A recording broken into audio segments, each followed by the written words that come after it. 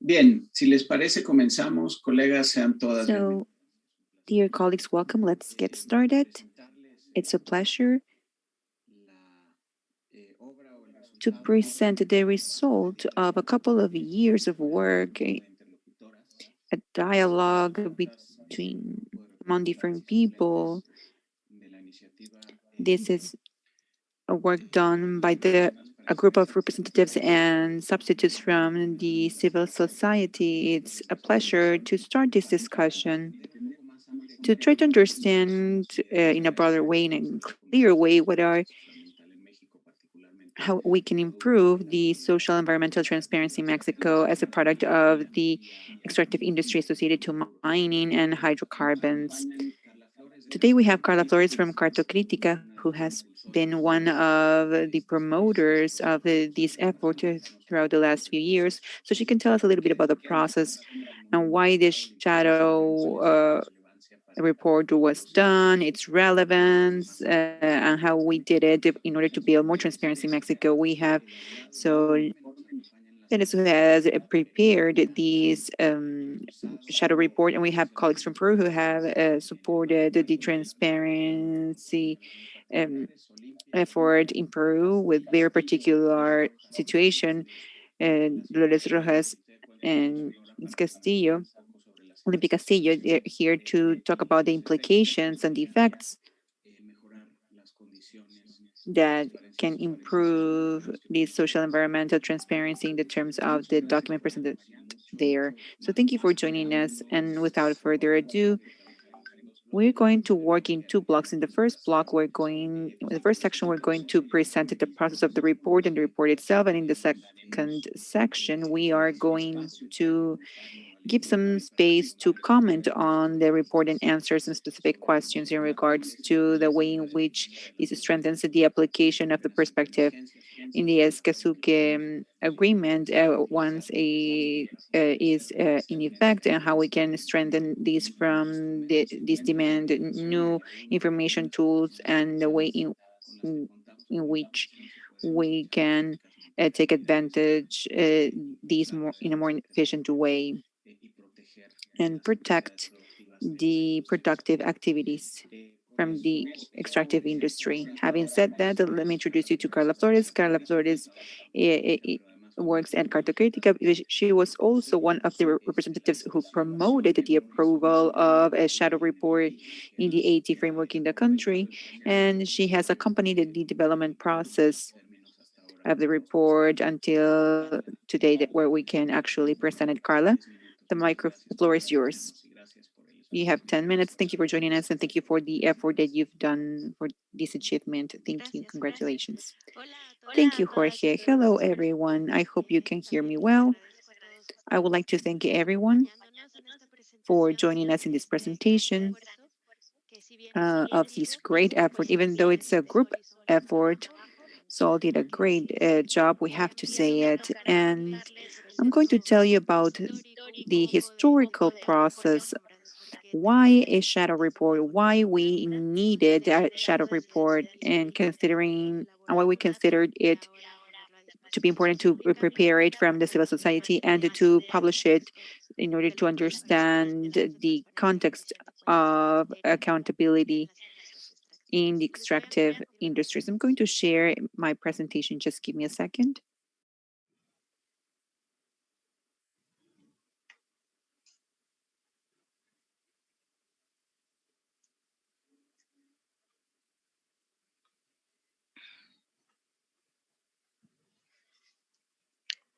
Me cuentan si ya está en modo Can you see my screen de presentación. Bueno, in full screen? Yes. Thank you, Carla. Thank you, Jorge.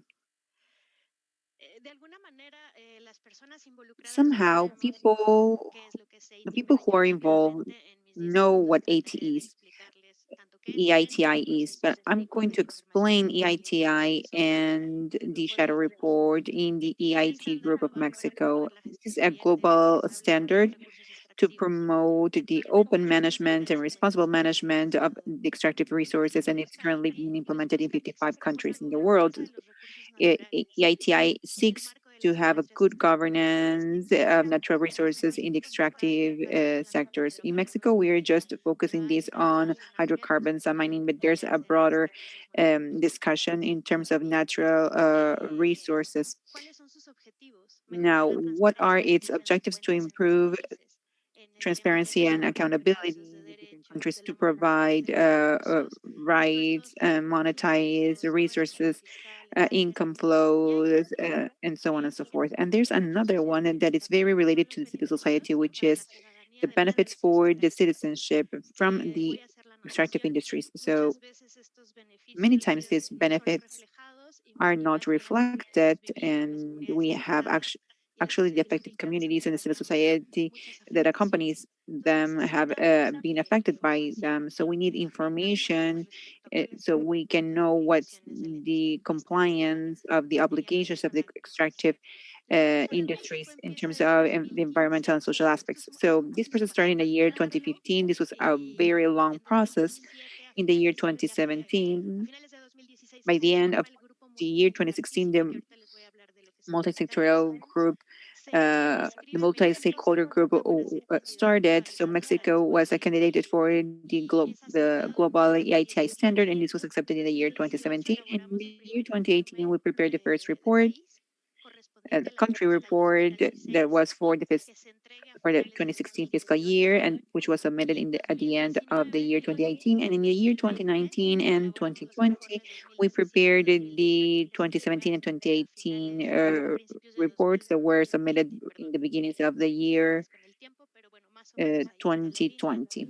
So that's more or less the timeline, because after the pandemic, well, everything changed a little bit. But well, the stand the Mexico started with the standard in 2016, but nowadays there is a new standard, the standard 2019, that has a small change. I'm going to tell you about that later. So this standard includes different protocols from the civil society and so on and so forth, but it has seven requirements that the implementing countries need to comply with. One is to form the multi-stakeholder group with three different sectors: the government, the industry, and the civil society.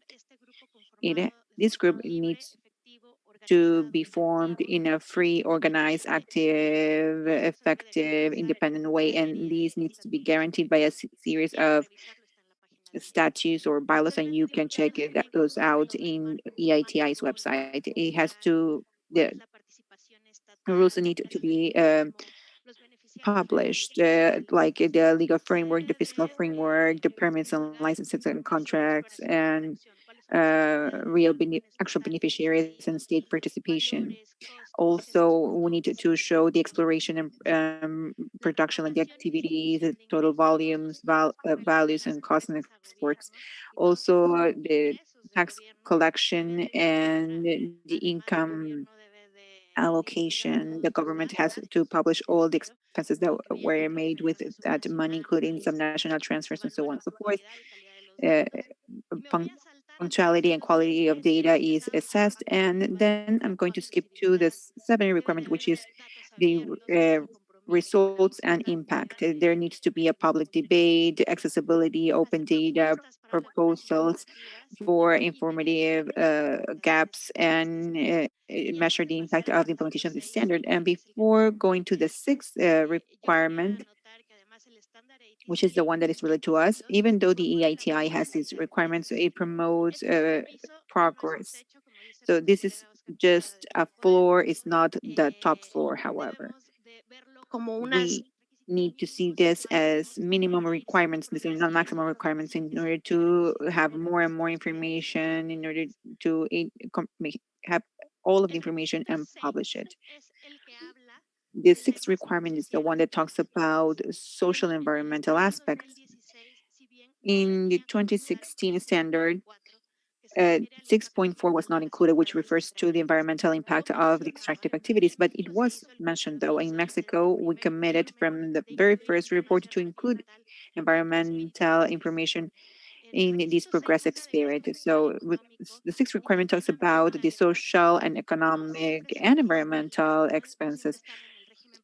This is not always included in the budget regime, but we include discretional and almost fiscal expenses as considered significant, and also the contribution to the economy. But there's also other type of information that the civil society believed it was extremely relevant, and thanks to the effort of many people from the organizations of the civil society in Latin America and the Caribbean, as well as in other countries of the world, we have promoted to include the context information in the EITI standard. So not just economic flows and payments, but also environmental and social studies, implementation of permits and obligations, proposals of legal amendments that are required to comply with these obligations in terms of the environment follow-up and administrative and sanctions. Um, because even though we know that these are productive activities, we have a lot of unproductivity associated to health of the land, water, and the inhabitants of the territories that they occupy. There are many efforts, prior efforts from the civil society. It seemed like EITI entered Mexico and there was nothing before, but we have very significant efforts. Since the year 2015, we did a diagnosis of the environmental information needs from Fundar, Transparency Mexico, and others. And then we saw the status, how transparent the environmental information was from the extractive industry in the year 2016. We had a civil society agenda in the face of the extractive industry with the support of ENGI and our colleagues from Fundar in 2017. And in this agenda of the civil society, we also included a chapter of observations in terms of environmental information. We also have these annual books from Fundar and everything that is Carta Crítica has done a lot of maps of the impact of the territory where there is extractive industry and a lot more. I don't want to make a list of all of this because we don't have enough time, but there is background information in order to promote the social environmental impacts in terms of monetary, but also context in the EITI effort. Even when the national multi-stakeholder group work began, we hired a technical consultant, which was INCO, who did a lot of sessions and contributions in terms of information related to environmental and social aspects. And during the year 2018, we also hired a consultant in order to identify the environmental and social aspects that were relevant in order to promote these in the context of the EITI reports. And let me tell you now about the discussion in the EITI table in order to integrate the environmental information. In the year 2018, we identified the payments and the background information that we desired. And actually, the big group that is the group of the civil society groups in Mexico that's represented by the GRS, which is the representatives and substitutes of the civil society, did a proposal, and this was agreed to include the environmental flows from this first report. So we discussed about the the flows of material, because these are not significant if we compare these with the percentage of the fiscal regime. But I think that this is an open table. We have to think about the fiscal payments because these are different topics, but this doesn't mean that these are non-meaningful though, because they are different topics.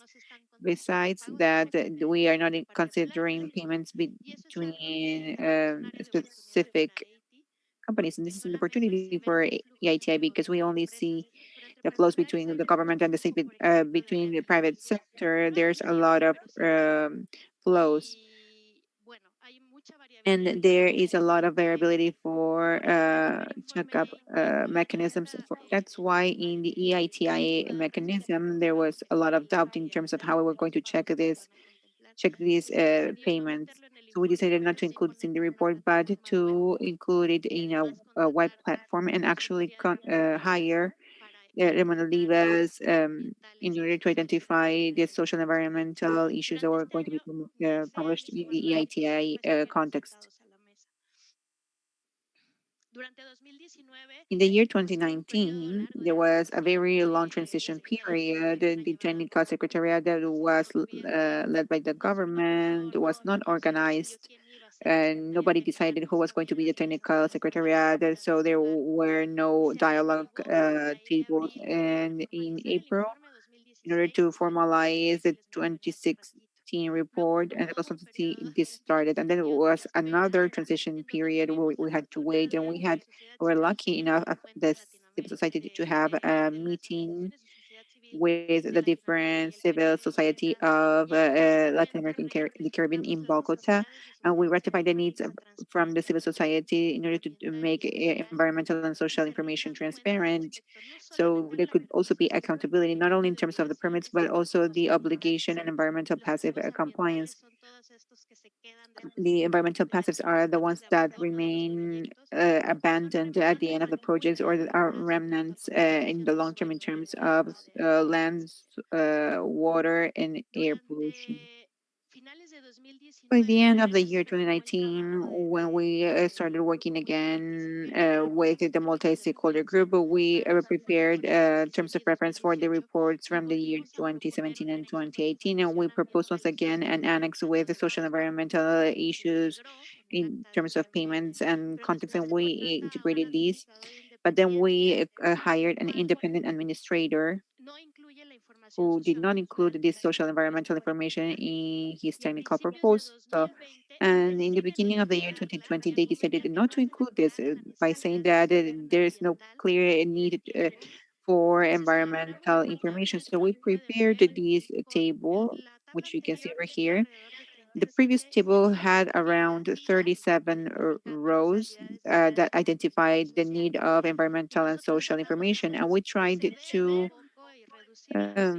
reduce these to 23, which were pretty much non-negotiable because because we were very interested in this in terms of accountability for civil society, including environmental assessments, um, also the change of the land use and payments between the private companies, because all companies needed to pay a fee to make sure that they are not going to damage the or harm the environment. And when they do so, they have to pay. But we never know if this is actually paid or not, and how much it is paid and why. So we'll tell you a little bit about this list of that we have proposed, but the independent administrator decided not to incorporate this information in the report from the year 2017 and 2018. In order to do good negotiations, we decided to prepare a report in mid-year, and the group of representatives from civil society decided to prepare a social environmental shadow report, because we already had postponed this information that for us was extremely relevant and important, and even more so in the pandemic context. And through these 2020 lapses between, well, we were working, even though it was done online, we didn't have time because we had to leave at certain hours and so on and so forth. So we didn't do the complementary report that there was a report that had to be done last year, but it hasn't gone through a tender process yet. And that's why we did this shadow report, because we didn't see that there was an appropriate integration. Besides, the different sectors started doubting the fact that this was relevant or possible or available.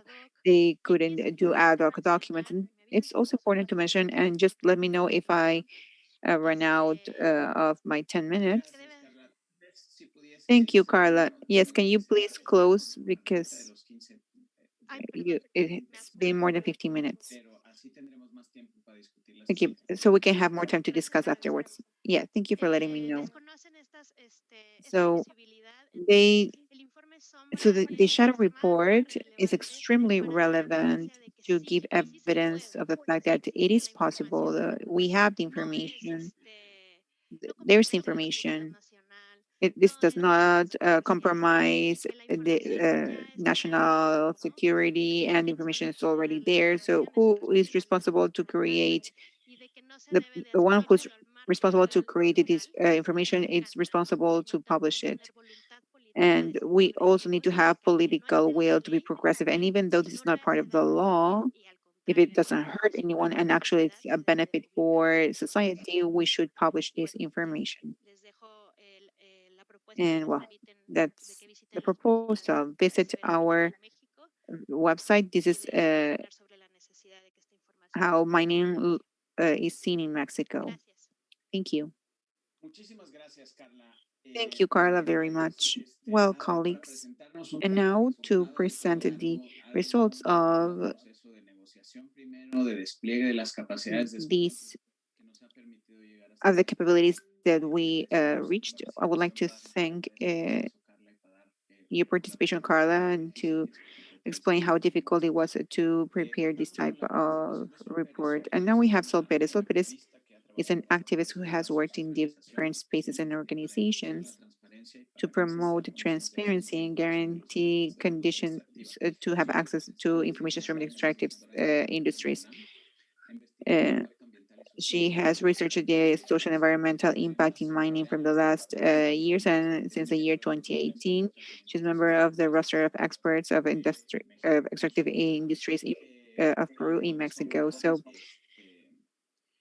the shadow report, she was a consultant in the shadow report in the year 2020, and she was part of the people responsible of representatives and substitutes, which next this year, who's the one that is representing this document today. Go ahead, Sol. You have 15 minutes. Thank you. Good morning. Can you hear me well? Yes, go ahead. Well, first of all, I would like to thank my colleagues from DAR who are supporting us now with all the technical logistics. They have also been part of the coordination process from the shadow report EITI Mexico, and they have also shared all the process of preparing the shadow report in Peru. So I participated as a consultant, and I'm the doctor from this report, but the this written result is a collaborative analysis. I would like to invite you to download the report from the website transparenciasextractivas.org, which is the one that is promoted by the civil society in the EITI context. You can download it also from the Fundar website. So I am part of Fundar now in this since this last week, and now I'm included in this group. So we are very happy about that. And now let's talk about the results from this report. I'm going to try to do it in 15 minutes. I might take a couple more minutes. Well, let's start. Carla has already helped us give us some context why and how this all started from the civil society in Mexico and a group of representatives and substitutes from the civil society. As it was mentioned before, well, these are the logos, but it's very important to recognize that this was in initiative, a collective initiative. First of all, talking about transparency, social environmental transparency, I would like to start by saying that, okay, what do we understand by social environmental transparency? We refer to all the information generated by the government and the companies in regards to costs, environmental and social impacts, plans of mitigation and surveillance, the use of natural resources, and so on and so forth from the extractive industry in order to assess the impact, their impact on our communities and land. So it's necessary to have 6 different types of information that I'm going to synthesize now.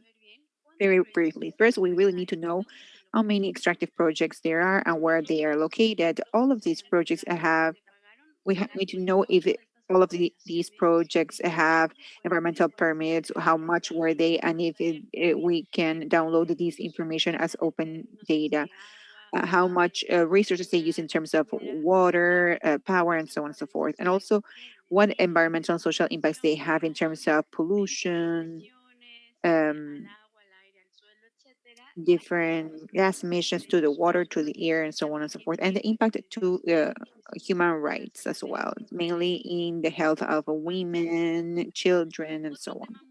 Another very important topic is how these impacts are monitored and mitigated. If we have the certificates of inspection and surveillance available, because that's the only way that the civil society can know and assess if they're doing a good job or not. And we're also very interested to know how much is invested in environmental remediation and fines, and how these resources is invested. In that sense, I just want to mention very quickly what is open data. Why do we insist so much on this? All this environmental information needs to be accessible as open data. For example, this is a video from Serendipia because we have been insisted a lot in the fact that this format is necessary because since 2015, Mexico has been one of the very first countries to sign the International Letter of Open Data from the United Nations. That means that we need data to be free. There should be no discrimination, so no restrictions for their access. They should be, be able to use freely. They need to be read by machines. We'll see later on why this is important. These need to be comprehensive. These need to be also primary and timely and permanent. And even though there are a lot of impacts on how irrelevant the extractive industries are, we are not the government is not complying 100% to this commitment. So everything that I'm going to tell you, I'm going to talk about is related to this. First of all, the right to access the to have access to information is a human right. And the environmental information is key to assess the actual impact from the extractive industry. The business sector tends to deny this impact. So we need clear, transparent data, open data in order to see if there's an impact and what's being done about it. So the structure of the shadow report has, well, 5 chapters. The first chapter is a reflection about the background or the context of the EITI standard. Carla has already explained this a little bit. The second chapter is about the characterization of mining projects and hydrocarbon contracts. The third one is the compliance analysis of the environmental regulation. And finally, there's a fourth chapter, which is the analysis on the availability of the social environmental information. We're going to review these very quickly. And obviously, the information can be read in the report that you can download. Talking about the context, the first chapter, okay, we see what has already been published from the EITI Mexico report. So there are 4 payments. The payments for downloads or from discharges, sorry, payment for environmental compensations, payment for rights of the use of maritime waters. And the first one, the transparent one, is a payment for the rights of exploitation and use of national waters.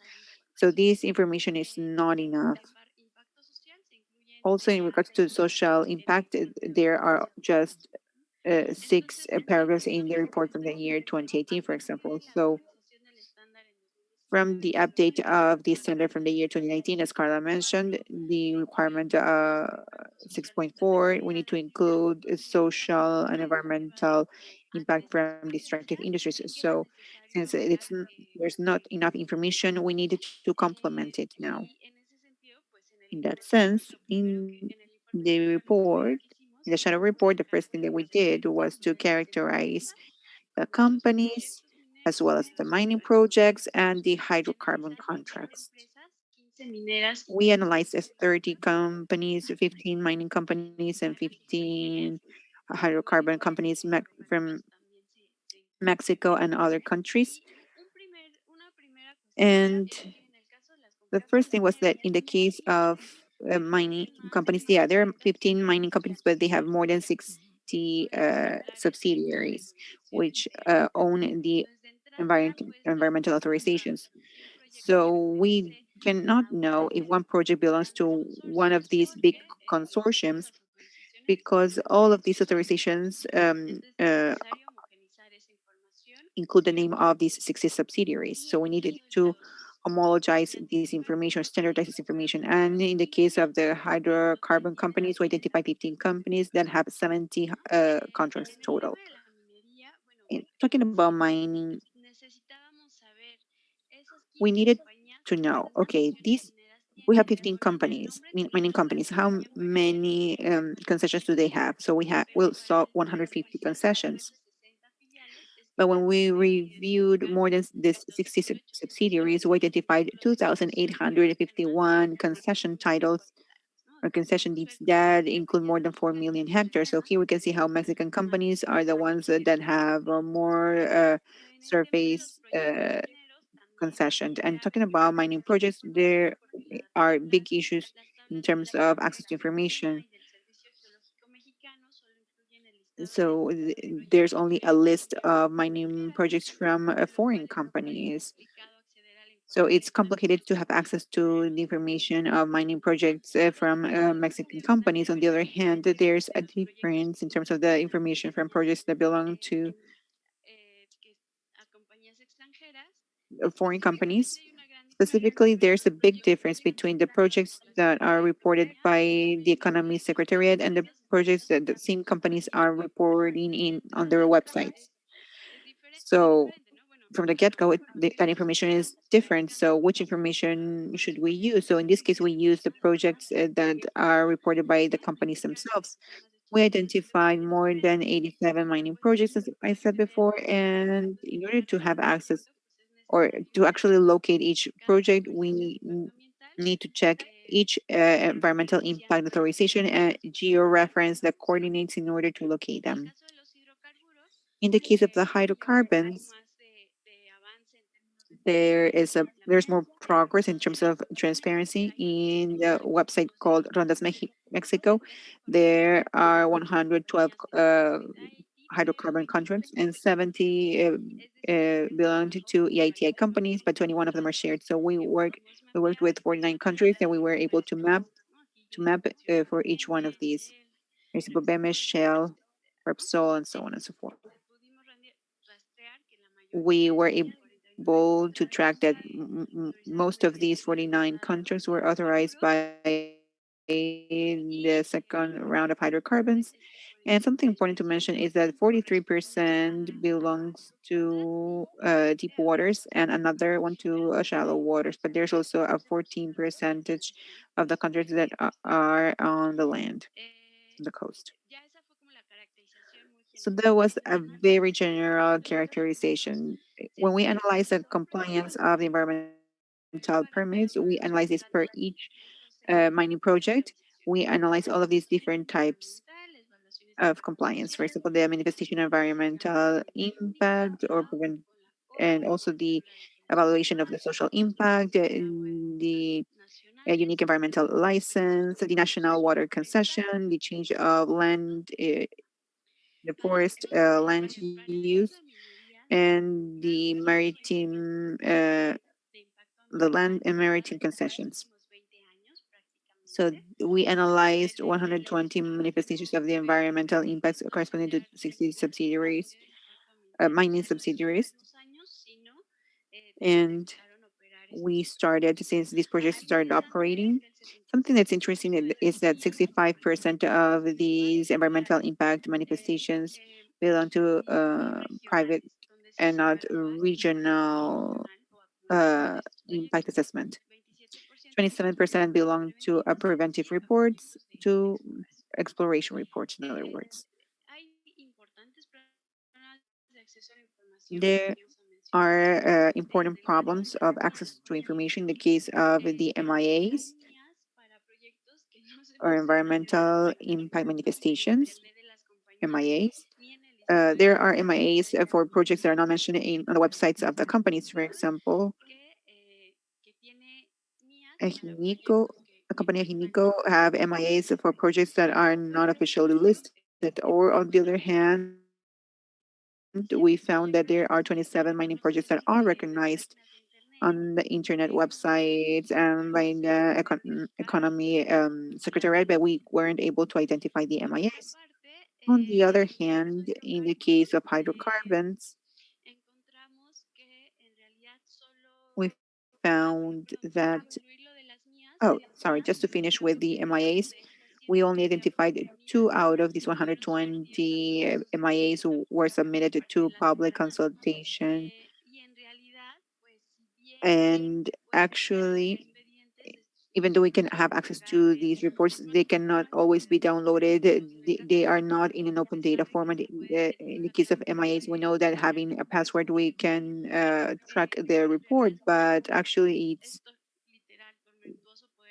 very difficult to be able to have access to all of this information. So it's necessary to guarantee that all of this information is available with the resolutions, especially in formats that can be downloaded, including the attachments.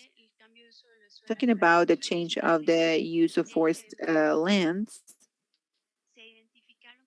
we identified six authorizations of change of land use, but these are actually not available as open data, as I mentioned before. To talk about mining in forest land, what we recommend this document from the CCMSS. This is just a very quick example on how these type of documents that are that are in PDF, but they are scanned images. So it's not only difficult, but actually it forbids us to have access that should be public. So this is an authorization of the change of forest use. And I want you to take out this image, the image of this chart. It's very difficult to for a community to say, okay, what are the 7 polygons that was awarded to this company? Because you need to georeference each one of these 100 vortex of the polygon. So you need to have. This is not an easy task unless you have a PhD in cartography. So it's very difficult to know who owned this land, how much was paid, how was it remediated, how this money was used, and so on and so forth. And now, talking about the evaluations of the social, of the environmental impact in terms of hydrocarbons, we identified that from 49 contracts, hydrocarbon contracts, there are only 10 solutions available. So, and yesterday, our colleagues from Fundar presented a research on how these famous uh, EVs, which stands for environmental impact assessments, are not complying with are not studying the possible negative impacts of their project, and there's no real process. So we invite you to check out this document as well. And in terms of the laws, the there is no available information because the annual operation cell has a license that is used by Sabranar in order to follow up the record of pollutants and hazardous waste from companies, and there's no open data for each one of the projects. Now let's go to the analysis on the availability of social environmental information. Mm, Now this is an analysis on the information from the Sustainable Development Reports. And we're going to talk very quickly about the biodiversity, water, and so on and so forth in order to see the environmental impact, and finally the social impact, talking about the impact on indigenous populations and the mining conflicts. Just so you know how much time you have, you have 4 more minutes, okay? Thank you. 3 minutes. I think we can finish in 3 minutes. Talking about biodiversity, well, we analyzed the impact of mining projects in the protected areas, protected natural areas, and talking about mining, obviously, since they are focused on the mountains in Mexico, the forests are being highly affected. So that's why currently there's a campaign talking about prohibiting mining activities in the protected natural areas. You can check out this information on anpmexico.org. Talking about hydrocarbons, this is something that we don't talk much about, how these contracts coincide with the prioritized maritime land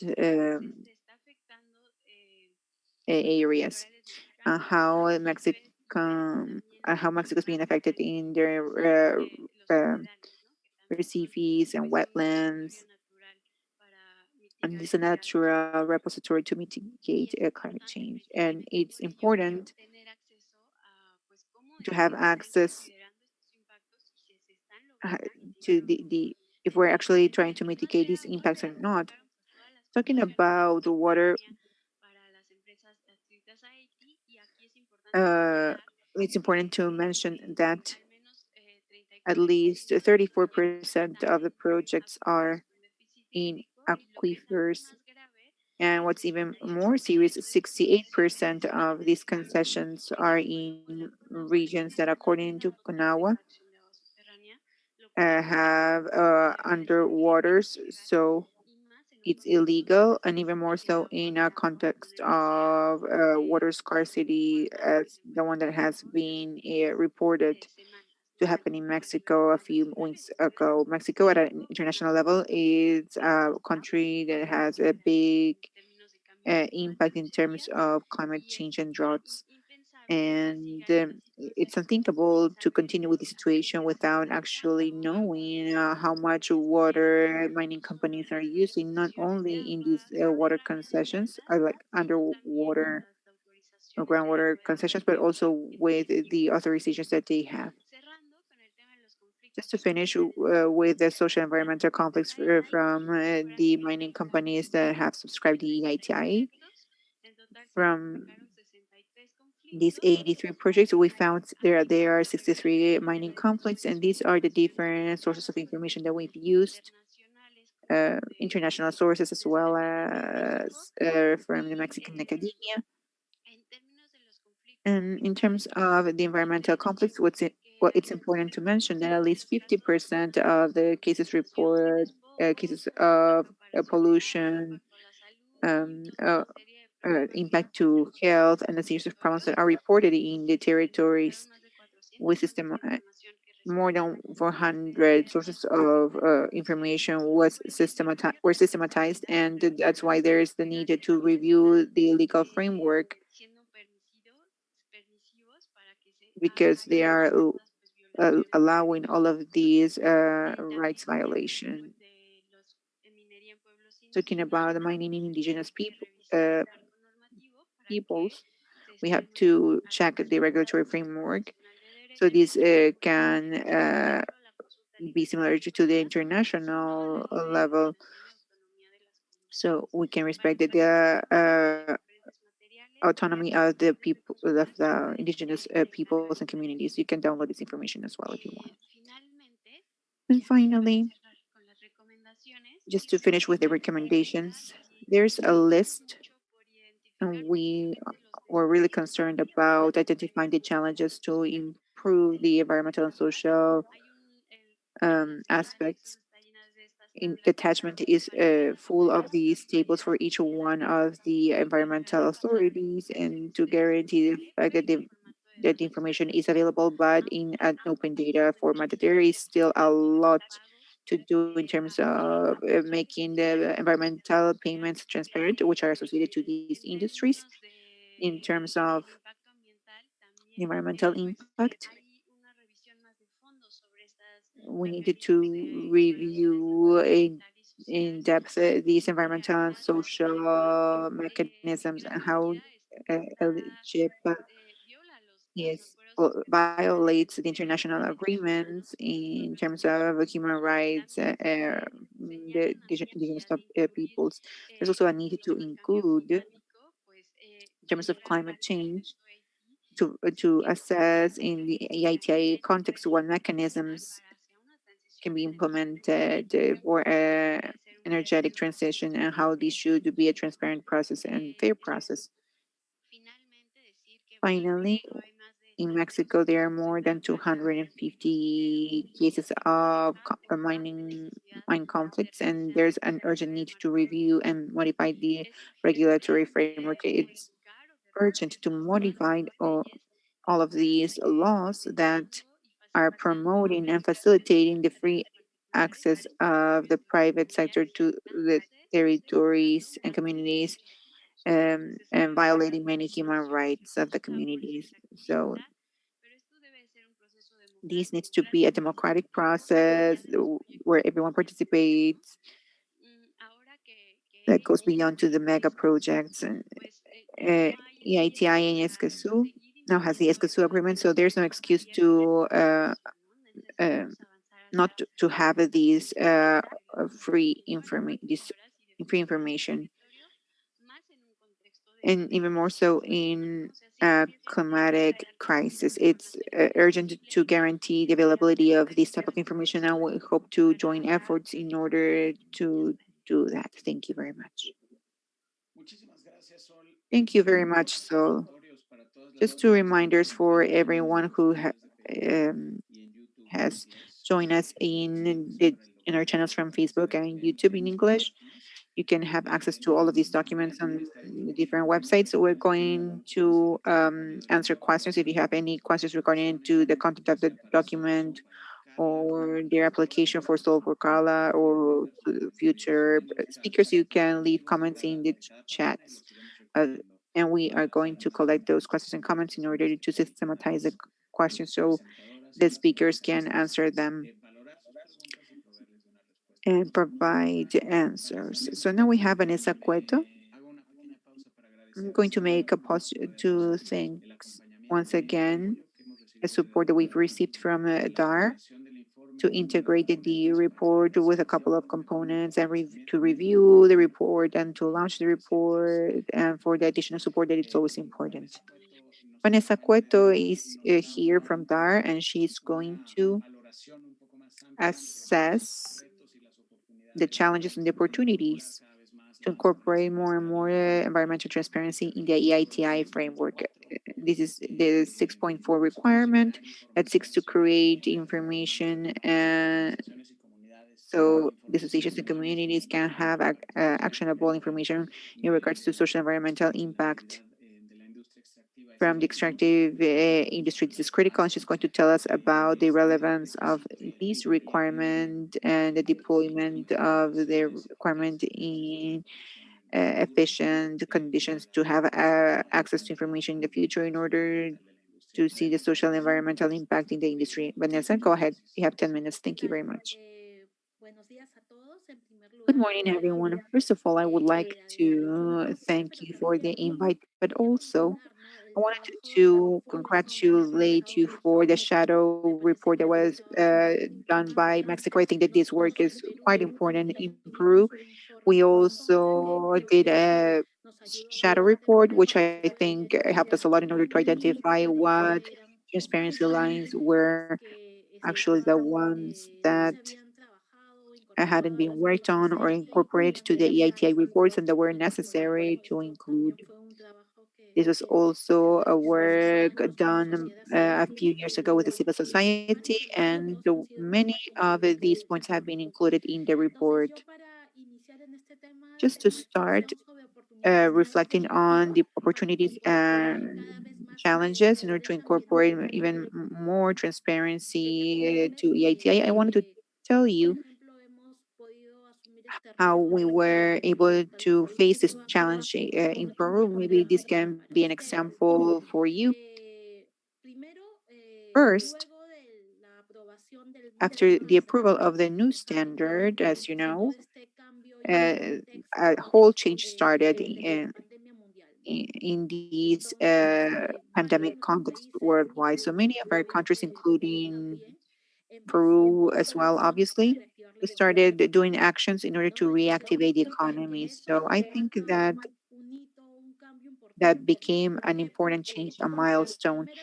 Why? Because the first activities that were reactivated were actually the extractive activities. And this, but there were no clear channels for to have access to the information for these citizens, and it didn't include strategies that included health uh, aspects for the citizens who lived near the projects. I think that in our current context, to ask for the implementation of the 6.4 requirement is even more important now and key. I think that that was one of the first issues that we saw, and we had to keep working. At least the members from the National Commission needed to keep working on the seventh study, and now we are working on the eighth transparency study. So I just wanted to tell you about that. For example, in the case of the indigenous peoples in Peru, all the specific strategies in terms of health, budgets, and all of that were done late. And I wanted to mention this because when we talk about environmental transparency, I think that in this pandemic situation, it's important to relate this to health. And we need to see how important it is to make environmental issues transparent. For example, the issue of water resources that I saw in the presentation, and we are also promoting that from Peru, but everything related to health. And I think that's important a challenge that we need to face. How to incorporate this in a discussion in terms of transparency from the extractive industries. Before we knew that it was important, but now I think that the challenge is even bigger and its importance even more so. So this brings us to see beyond the content itself of all the information that we need to have in the requirement 6.4 that needed to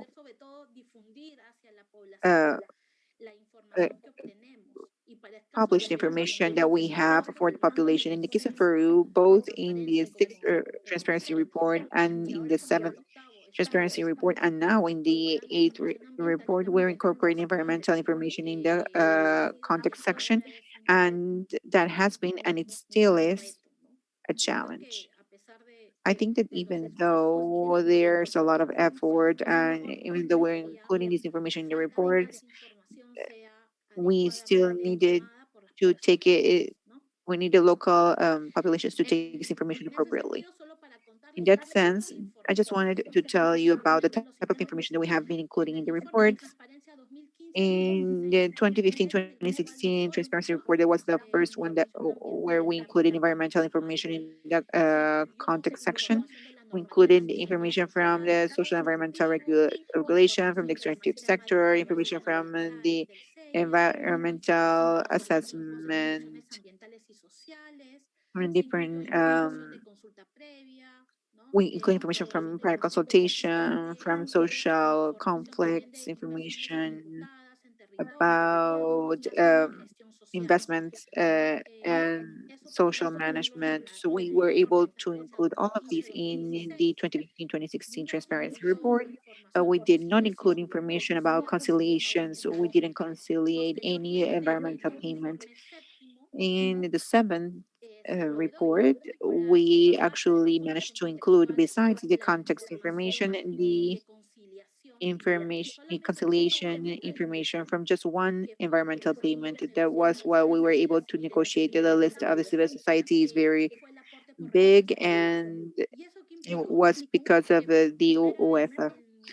So for the very first time, the Ministry of Energy and Mining had the need to coordinate with an environmental entity that is not part of the Peruvian table in order to have this information. And in the seventh report that has already been presented, we included this conciliation, the conciliation of this payment from the Environmental Fiscalization Agency. And we think that this contribution is important because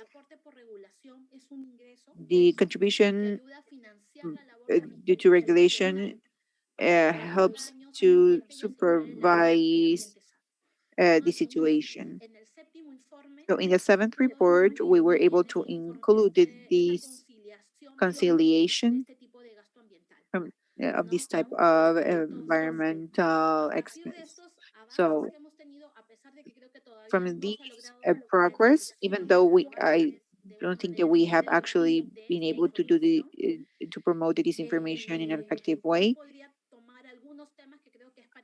I think that we can draw some conclusions for everyone. And I think that this is key in order to continue working on this 6.4 requirement. The first one is the institutionality, that institutions that support EITI.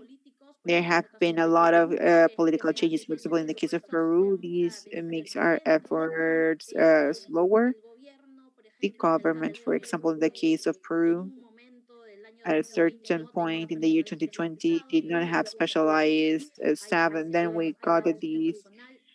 There was a big turnover, and I think that this is a key issue. Civil society does a lot of effort in order to be part of the initiative and contribute. And we also support the elaboration of the shadow report, but incorporating environmental information is key. Likewise, I think that a challenge that we need to keep on working on, and which is key, is to be able to link the extractive authority to the environmental authority. There is a lot of information related to the extractive industry in terms of the environment that is not appropriately transparent, and its access is difficult. So I think that, well, I also heard that from the Mexican presentation from Mexico, but I think that it's important to have an alliance between the environmental authority and the extraction ex, or the Ministry of the Environment, Ministry of Energy and Mines can be strengthened. I think that we have another challenge, which is what to do now in regards to the environmental information for conciliation. In the case of Peru, it has been quite difficult to reach a consensus in regards to what information we're going to conciliate. The civil, as prioritized issue from the civil society is water. We wanted to conciliate this information. So I think that it's important, besides all the different obligations that our government has, they need to comply with the standard. They need to identify all of these key issues. In this case, in Peru, for at least we've seen that it's fundamental,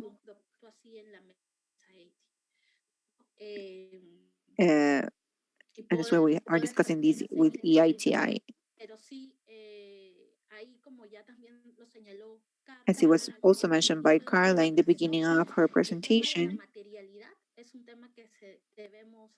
we need to solve the materialization problem. And there's a lot of information that we would like to have, but sometimes the discussion of this material becomes really complicated. And I think that that's a topic that we needed to keep working on in order to see the methodology. I think that the efforts that we've done in order to create an environmental guide that helps the countries to establish the environmental parameters of 6.4 is key. And I think that this needs to be quite flexible depending on the reality of each country. And we are basically what we promote these environmental issues in the National Commission. So we should make an effort there.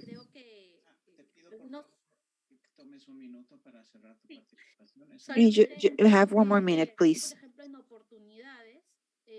Talking about opportunities, in the Commission framework, we have created an online system and a website where we have incorporated a link for environmental information, which is visible. So I can also share that with you. I think that some colleagues have shared it already, but from those mechanisms, we can continue making information transparent. I'm not saying it's the only one, but the other people from the civil society can have access to that information. And just to finish, a topic that I think is key is to include other types of mining. For example, in the case of Peru, we don't talk or we don't include it in the EITI report that is small mining or artisanal mining, and now we have proposed to include this in the new report. So I think that in that case, we would be able to have a global view of of the extractive industries in the country. That's the information I wanted to share with you, and thank you very much. Thank you, Vanessa. We have different alternatives. We're in an environmental crisis, and we have a clear panorama as well, and we are very far from the standard. There's also a gap, and our mining is still. We have to prioritize certain topics as Peru has done in order to strengthen the the information so it's complementary in topics like water in order to strengthen some topics and we haven't done much. We need to demand more in order to have to see the effects of all of these in the new group of rules and parameters that Eskaso establishes. In order to talk about the alternatives that we have and how we can use what we already have in order to strengthen this demand and what we need to do in order to make progress in terms of access to information. We have, first of all, Olympia Castillo. Olympia is the Director of Communications, SEC, an organization that has been part of this process from the very beginning in order to, well, she's a biologist. She's following her master's now. She's the director since 1995, and she's done this and other efforts in order to open the characteristics of the information. She's going to talk about the effects in order to demand compensation. Olympia is going to tell us a little bit about how we can use the shadow report to make progress in order to have more access to the social environmental information, specifically in the context of the Eskaso Agreement. So you have 10 minutes, Olympia. Thank you very much for joining us. Thank you very much, Jorge. I would like to start by thanking you for giving me the opportunity to participate in the presentation of this document, which is so important. I would like to congratulate all the different people and organizations that have been involved in this huge work. Particularly, I would like to congratulate Sol Perez, the author, but also the other organizations that have promoted this interesting work. Now that you can download this document and see it, for those of us who don't know much about the mining sector, you may realize that even the cover of this report is quite impactful because it shows Mexico in a context of mining and open pit mining. It's quite impactful. And the next page is a photograph that says San Pedro. the hill that it's not so anymore. It's quite impactful to know that that was the hill of San Pedro, and mining simply disappeared this hill. I understand that this is the image of the coat of arts of that town. And that's the part that we don't recognize from mining, but we do recognize that we use mining resources in pretty much every of our activities. However, the deterioration of the ecosystems caused by mining should be information that everybody knows. How the biotic elements from the ecosystems are deteriorated, but also the biotic ones, not just water and land, but also plants and animals because of the mining activity, but specifically the humans that are affected by these activities, and not only people who live in those locations, but we know that the environmental damages are extensive. And because of this, it's so important to demand information transparency. So I'll explain the content of the report. For example, what caught my attention was where it's mentioned how the protected natural areas uh, overlay mining activities. So legislation is not being complied because we have mining extractions or mining activities in places where there shouldn't be any. So economic activities are allowing these because there are economic benefits. So the question is, who's uh, being benefited by these? The report also makes reference to how in indigenous communities we also have big mining projects. So once again, what happens with human protection? We need to have a balance between the importance of economic resources and the importance of human life. In this sense, the Eskaso Agreement came into effect. So now there's an opportunity on April 22nd, the agreement of access to information, public participation in environmental issues in the Latin American and Caribbean, known as the Escazú Agreement, came into effect. And in the case of Mexico, this agreement is an opportunity because Mexico is one of the 12 countries that have ratified this agreement, which allow this agreement to come into effect. So since Mexico is is a country that's part of this binding agreement, we see that there's a lot of space for opportunity. Article 1, where the goal of the agreement is stated, there's a call of action because the goal is to guarantee the access to information, participation, and justice in order to contribute to the protection of the rights of all people from present generations and future generations to live in a healthy environment and to sustainable development. If we review Article 3 refers to the principles. Here we can see, for example, principle of transparency and the principle of accountability, the principle of non-regression and progression, the preventive principle as well.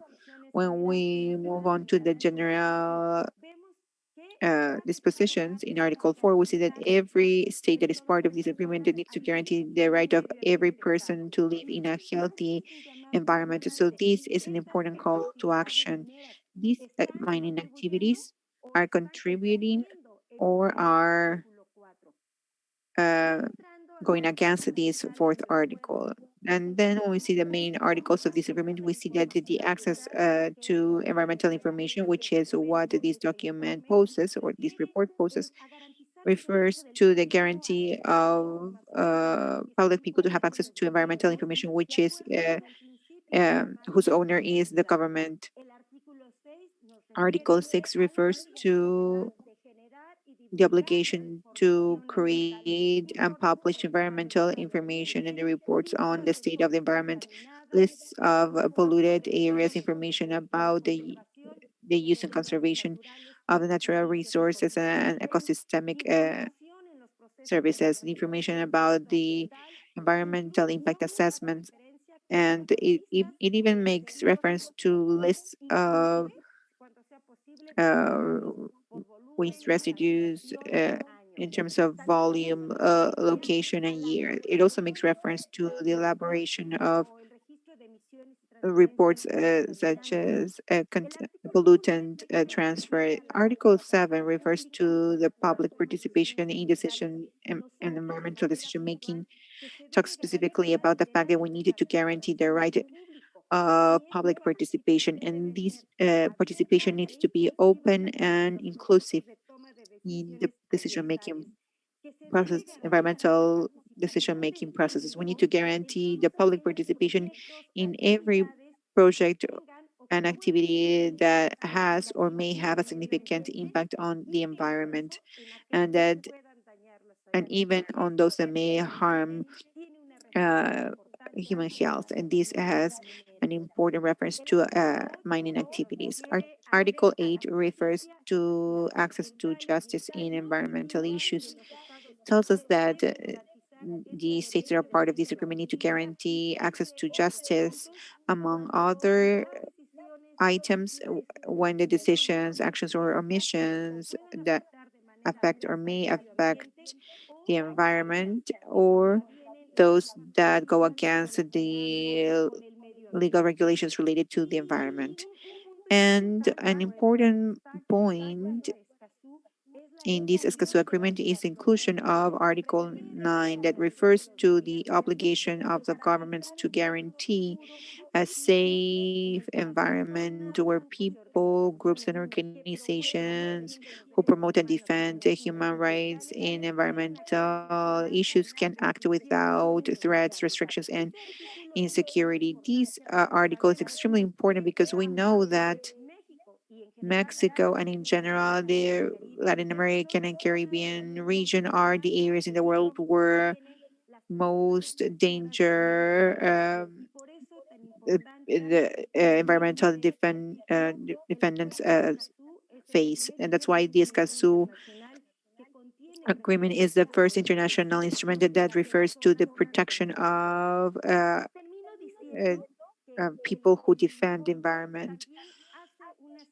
This report also makes a series of important recommendations, as Sol mentioned before, but I want to highlight the fact that this is very important because the organizations who are part of the development of this report not only mention what needs to be done,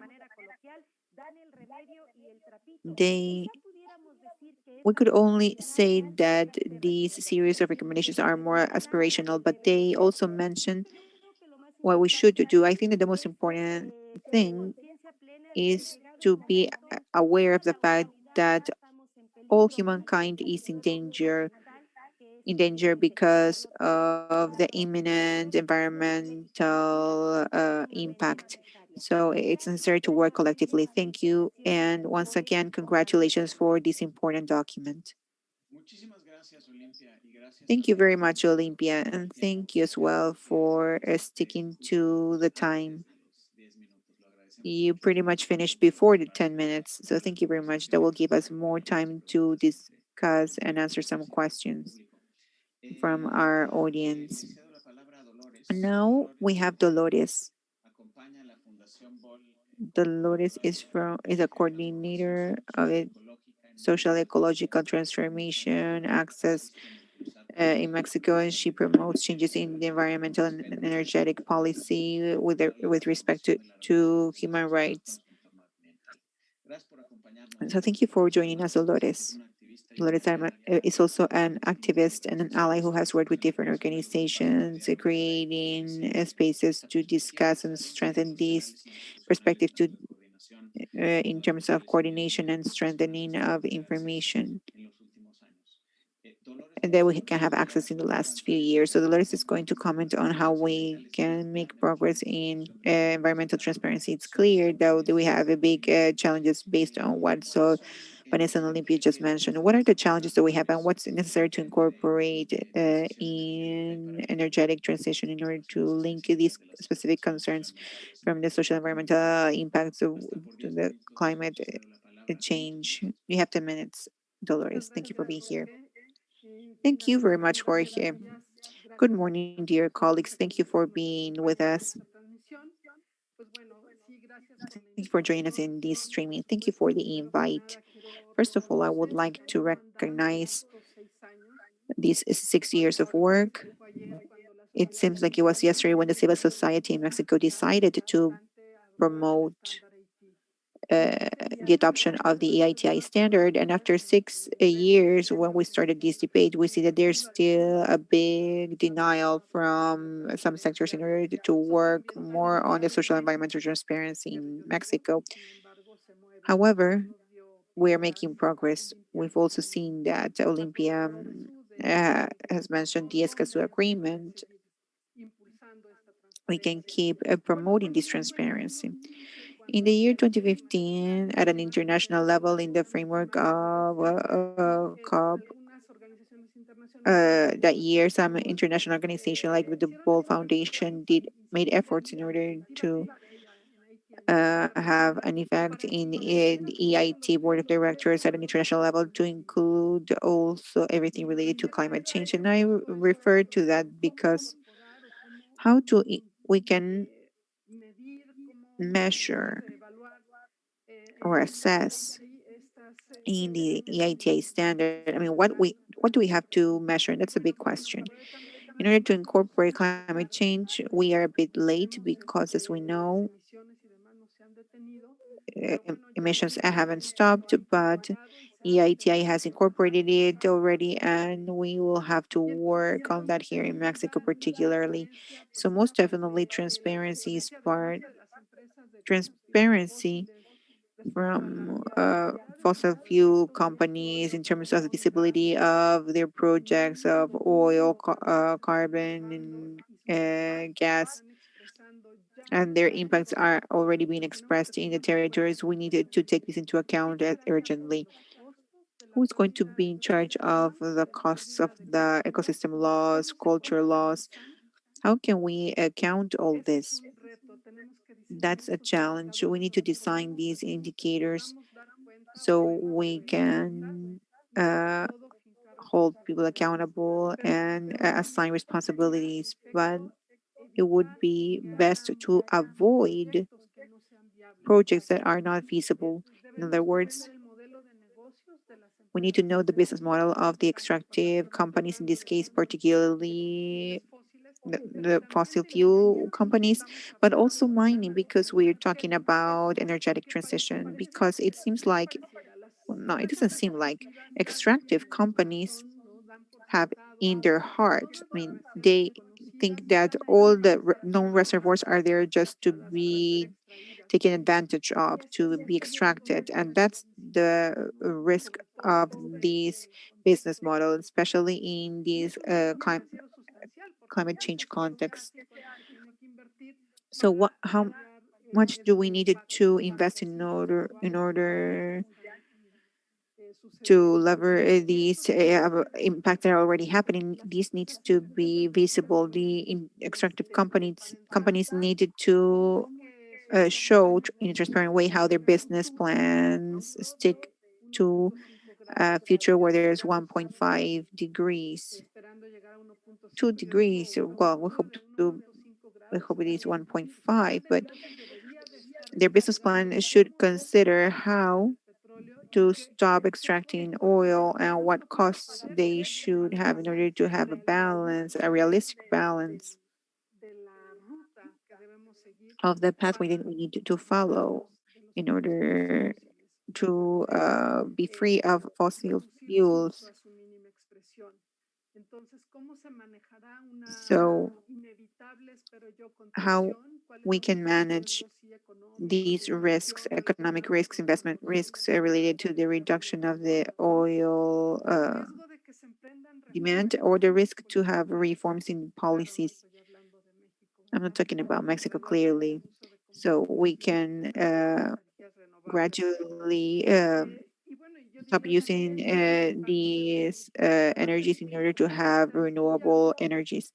And also the impact of renewable energies, because as it has been studied, these mega projects of renewable energies, there are big impacts at a social and environmental levels. So the energetic transition is a topic that needs to be considered if you want to have an incidence in the development model of these renewable energies. So how we are going to assess this, what mining is necessary, why, when, and where, for whom we need to treat the environmental passives and define the responsibilities. Because so far it's just the communities, as we've seen with the San Pedro Hill communities are the ones that deal with these environmental passives. How we count the cultural diversity loss as well. Recently, we saw a presentation from the Environmental Secretariat on, yes, yeah, these national protected areas, and they said that the way we have to regulate them is with the MIAs, the environmental impact manifestations. And we needed to forget about the fact that it's just the communities and the NGOs who protest here in Mexico, and not just in Mexico, who protest violently against this. When the communities are not heard, when the assessments show us that whenever they're in most social environmental conflicts, communities are ready to take legal measures against companies and stated that don't respect or their rights. So the ones that go against the institutions are actually the communities and the NGOs. So it's not them who violated the state of law. So what I'm saying is there is opportunity to make this social environmental agenda more robust. And this has been done because of the different organizations and people who uh, keep their view here because they know that it's important. And the proof of this is the report that has just been presented on the environmental and social impacts of the industry of the extractive industry in Mexico with a human right approach. So we also needed to see the impact of domestic work, because it is women in this pandemic. What we've seen as well is that the domestic work and uh, women's work is not usually paid, and it's like 30% of the economy of the world. So this needs to be visible as well somehow when these projects have an impact on that sector. And well, that's it. Because the social environmental transparencies we've seen, I mean, the heart of EITI is finances, yes, but we've seen already that we need to include as well, I mean, not just the pathway of money, but also the permits, the consultation, the biodiversity, the use of water, air, climatic risk, and so on and so forth. And just to finish, well, the report and all the recommendations given, well, there's not much else to add. The only thing that I wanted to say is that I wish we would, hopefully we will need to have another shadow report in the future. So because this information is on application from the governments. Thank you, Dolores. Thank you for limiting yourself to the time given, for commenting on the challenges that we have with a clear emphasis on the obligation of the state.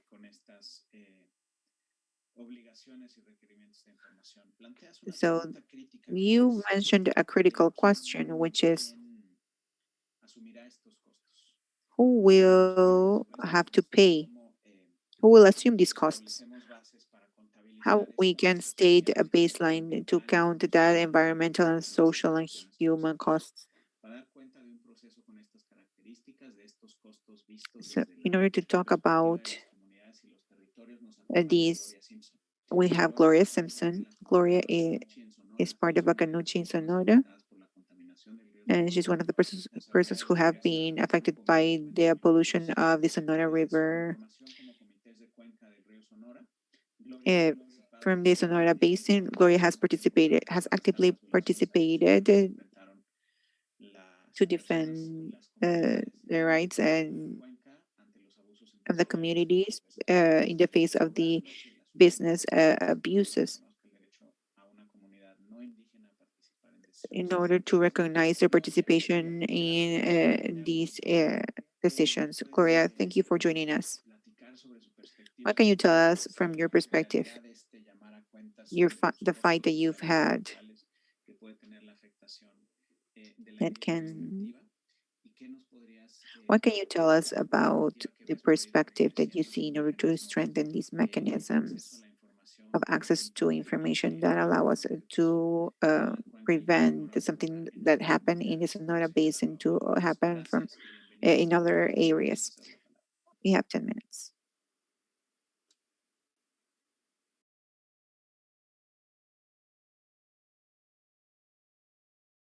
Tenemos en mute, Gloria, si pudieses desactivar Can el you mute. please turn on your microphone, Gloria? Thank you. Tenía que ocurrir, es bueno que ya haya pasado. Les voy adelantando también en lo que Gloria activa su micrófono. In the meantime, we have already a couple of questions. Please write down your questions in the chat for the last Q&A. Thank you, Gloria. Go ahead.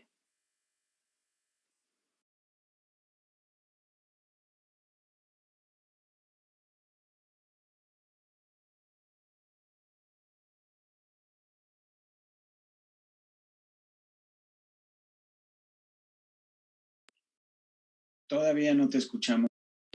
We can't hear you, Gloria. Vamos a intentarlo una vez más, si no. Let's try again. Necesarias. There are some technical issues.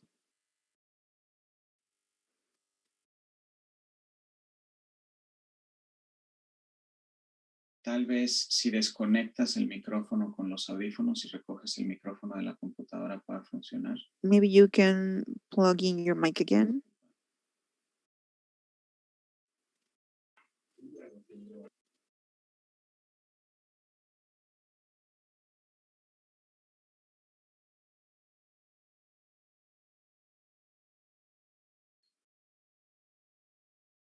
Todavía no te escuchamos, Gloria. Si te parece bien. We can't hear you, Gloria. Can you hear me now? Yes, now we can. Thank you. Okay. Good morning. I am Gloria. I'm part of the Sonora River Committee. First of all, I would like to thank you for inviting me to participate in the presentation of this report, which is so important to promote more information about the projects or to spread the information about the projects in our country and the implications that they have on the environment and people's rights.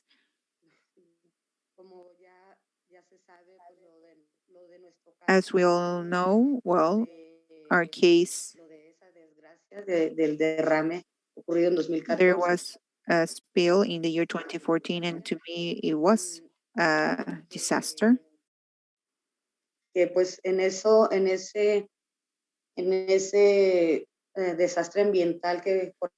environmental disaster that we went through,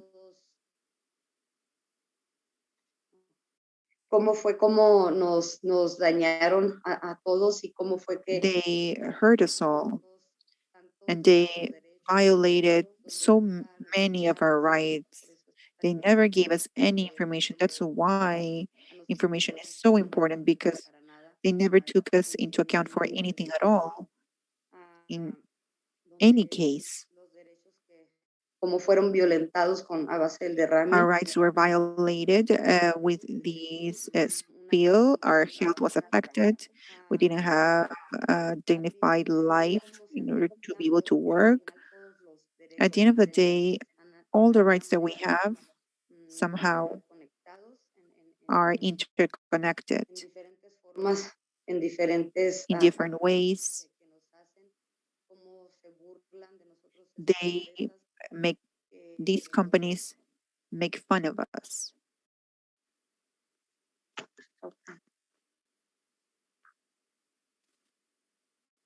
No te preocupes que te escuchamos perfecto. Don't worry, we can hear you perfectly. We can hear you fine, and we can also see you well, Gloria.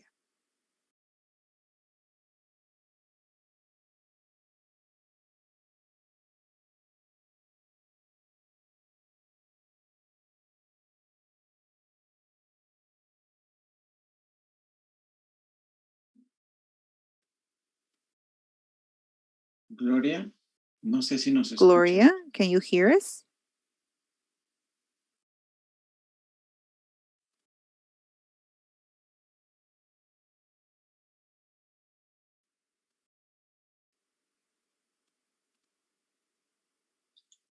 Tenemos un problema técnico, vamos a hacer un esfuerzo para We have comunicarnos. some technical issues. We're going to make an effort to Volvemos a Gloria.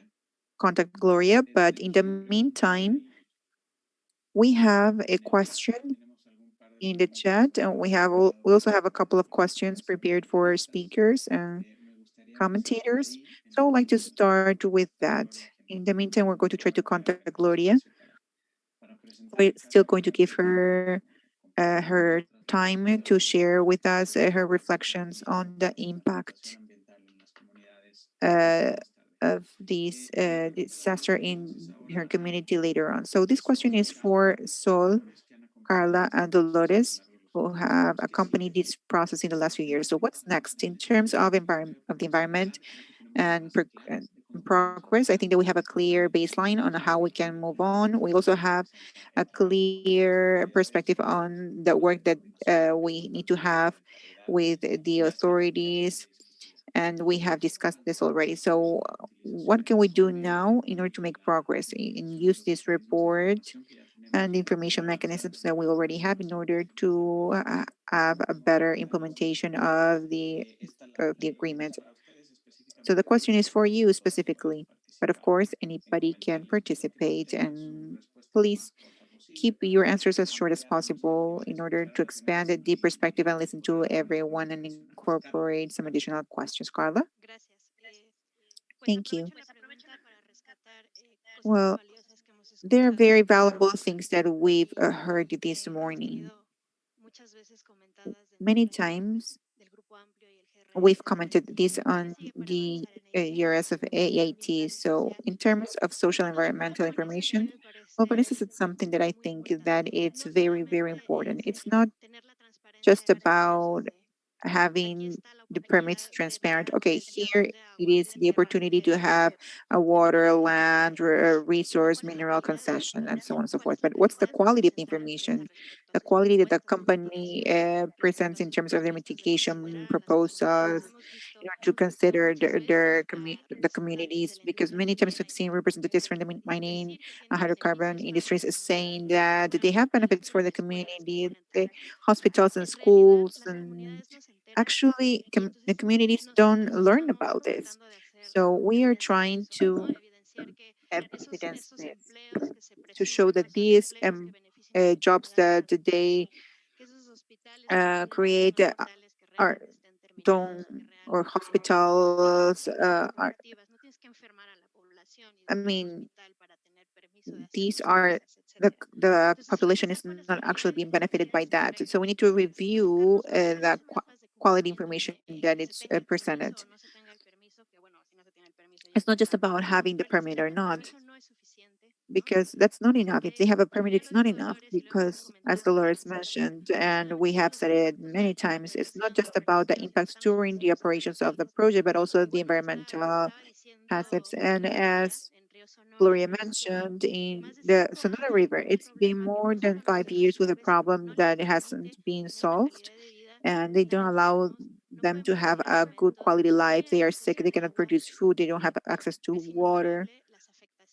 So the number of impacts is endless, and this cannot be compared with the so-called benefits that the extractive industry provides. And if there's no access to information, well, it's even worse. So I think that the civil society needs to promote first to consider local communities, to look a prior feasibility before projects, to promote strategic environmental assessments. And with these ideas, we can have a synergy between the agendas in the Eskaso Agreement. We also have the Alliance for Open Government. We have the ITI, so we can look for all the different efforts that exist, not just at a local but at an international level as well, in order to open information that is not limited by the local framework, because that limits a lot the political will, but also international interest for the benefit of populations and in defense of the territory. Thank you, Carla. Sol?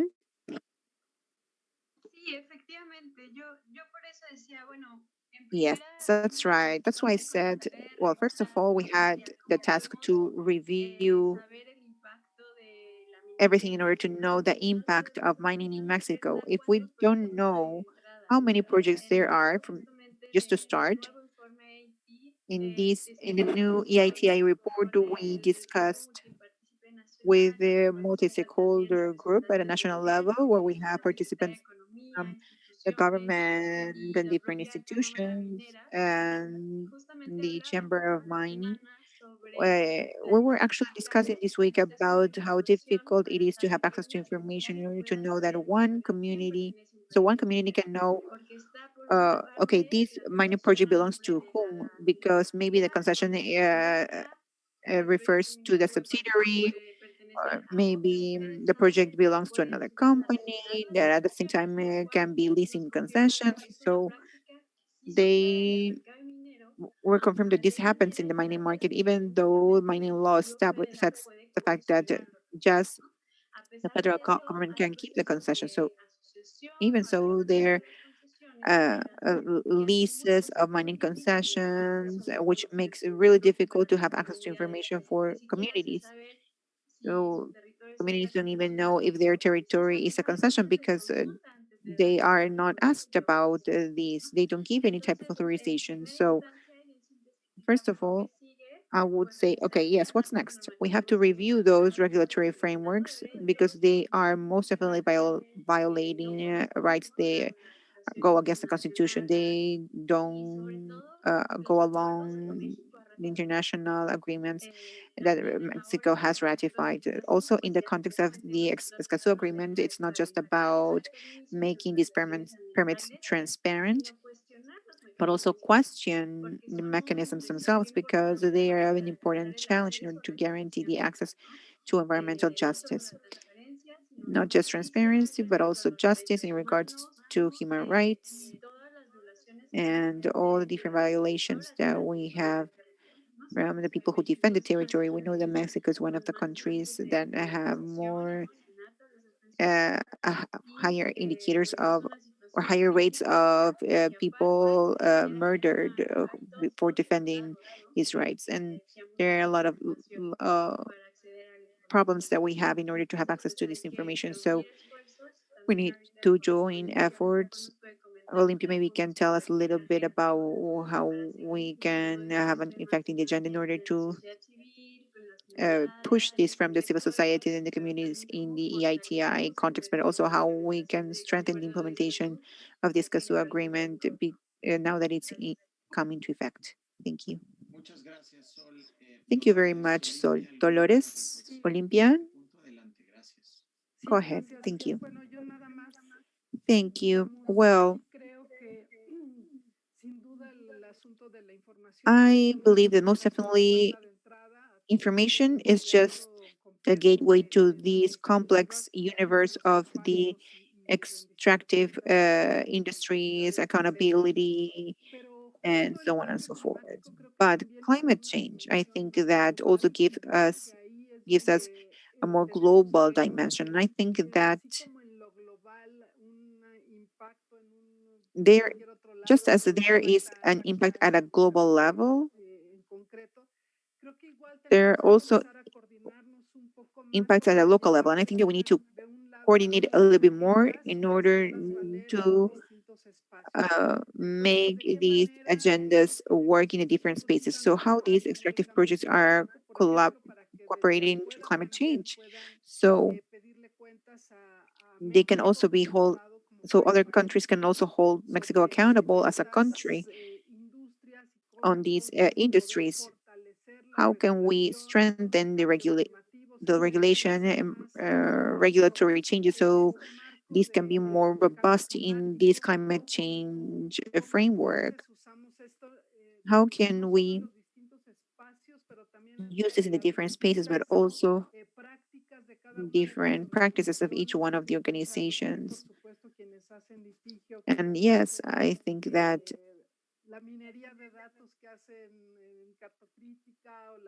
the work that you do in Cartocrítica and Minería de Datos and other organizations, I mean, how can we put all of this together in order to make incidents so we can model the transition with these human rights, gender equality, and model and use all of these tools. So because each one of the organizations are experts on that, so maybe we can have a common strategy in order to promote this. I don't know. I'm just dreaming, maybe.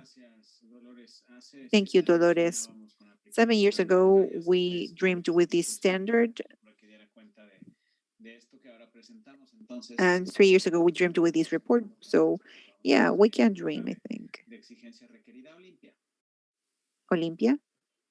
Yo creo que este informe nos da I think that this report gives us a lot of basic elements to have a starting point. So it's not just about what we suppose, what we imagine. Right now, for example, what Gloria was sharing, well, it's unfortunate that technology didn't help us, but these personal references of what communities are going through, we actually don't know about that. So this report gives us the opportunity to have a research that can be a baseline in order to move forward, because now it has been completely proven what's wrong and what we are missing, what we need. So I think that most definitely it's hard work, uh, but this is a very important baseline in order to make progress, because we do have international agreements and our government has committed to those. But this report is a starting point to say, okay, this is where we are at, and we need to move on to this next other point in order to improve the environmental conditions and to actually guarantee the right to a healthy environment. All of us should have this as guaranteed. That's my comment. Thank you very much, Olympia. We're going to try to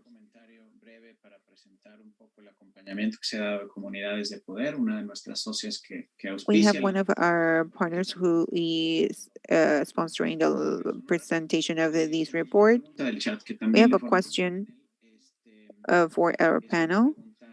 This question is important. Talking about the new elements that are being developed in the standard at a global level, what challenges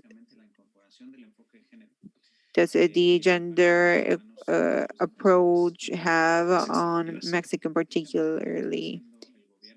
How receptive is the government being in terms of the gender initiative, and how can we make progress in the deployment of these tools in the standard?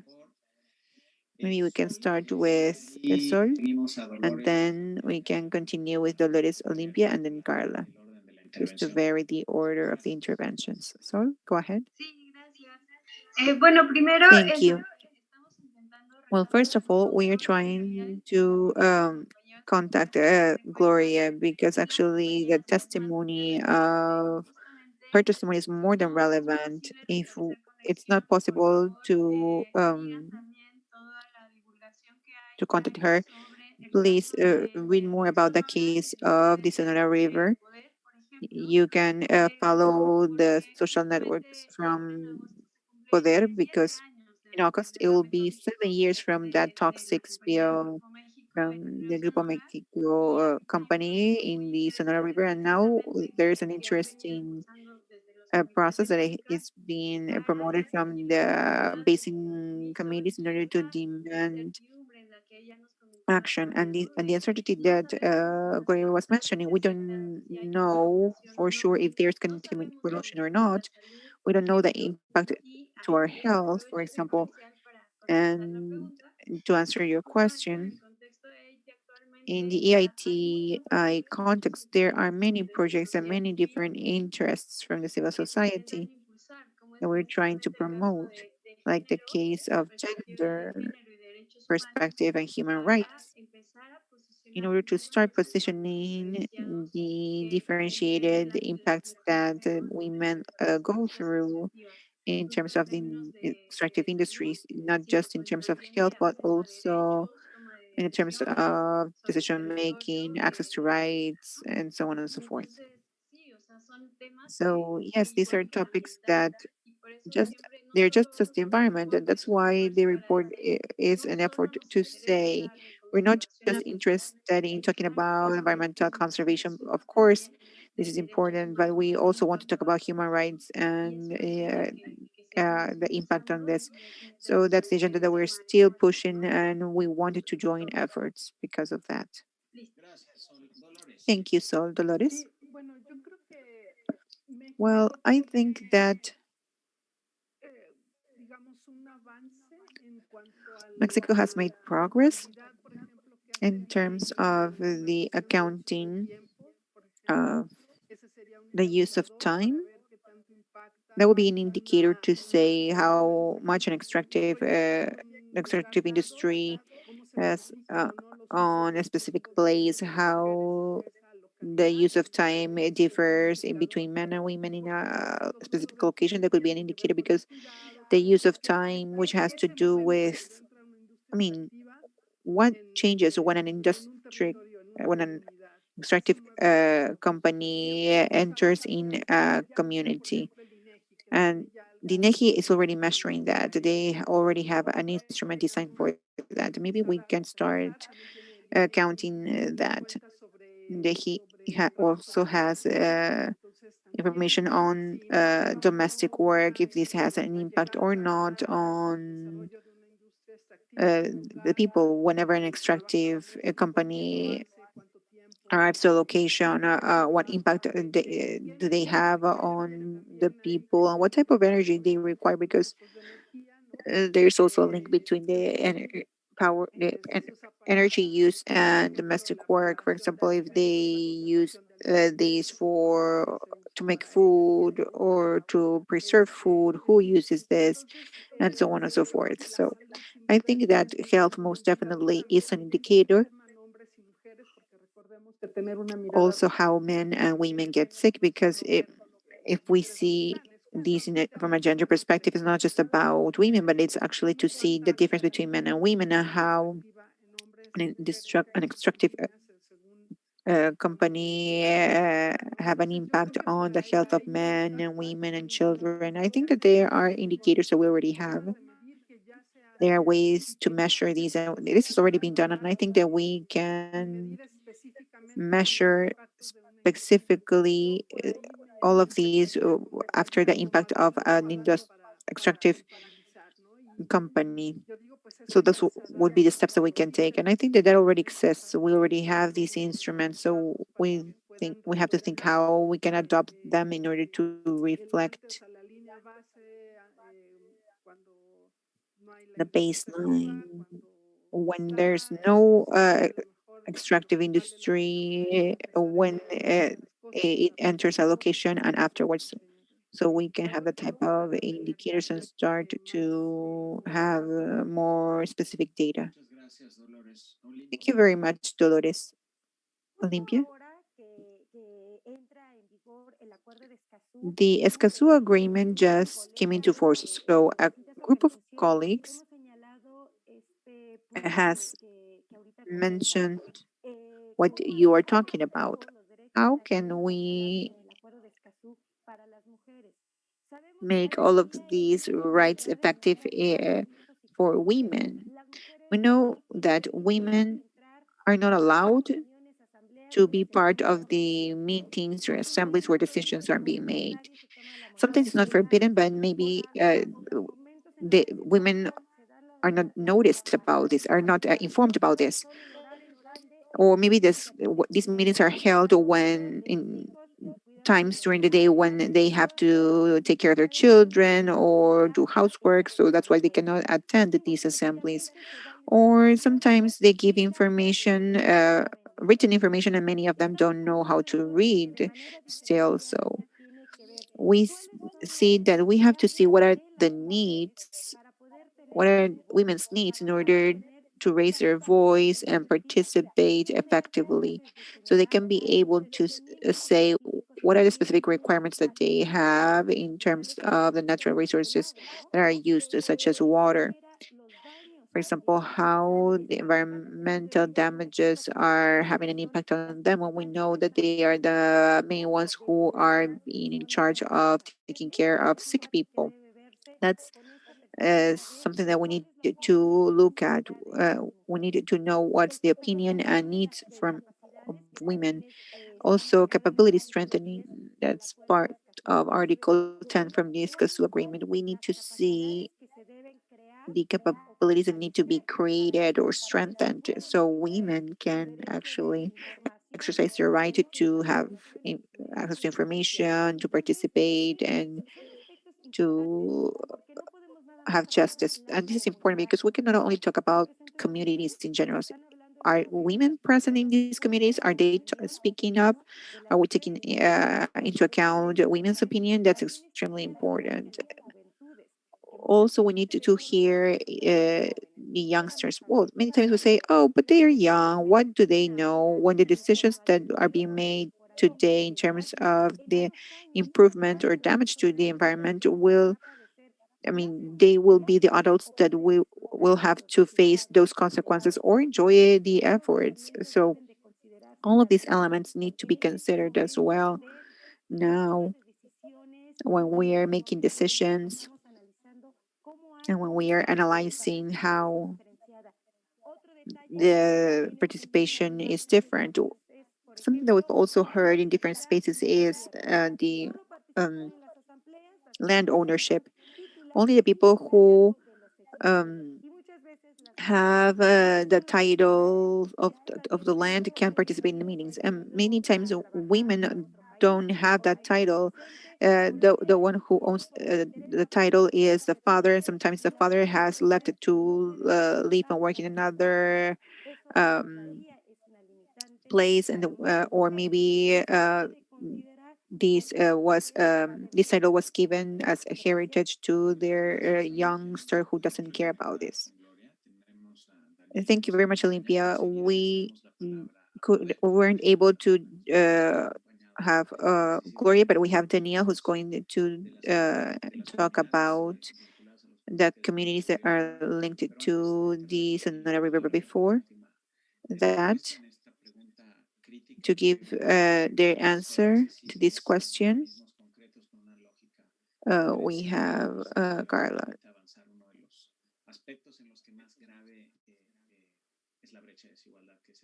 So to close the gap between men and women in terms of access to information. Carla, go ahead.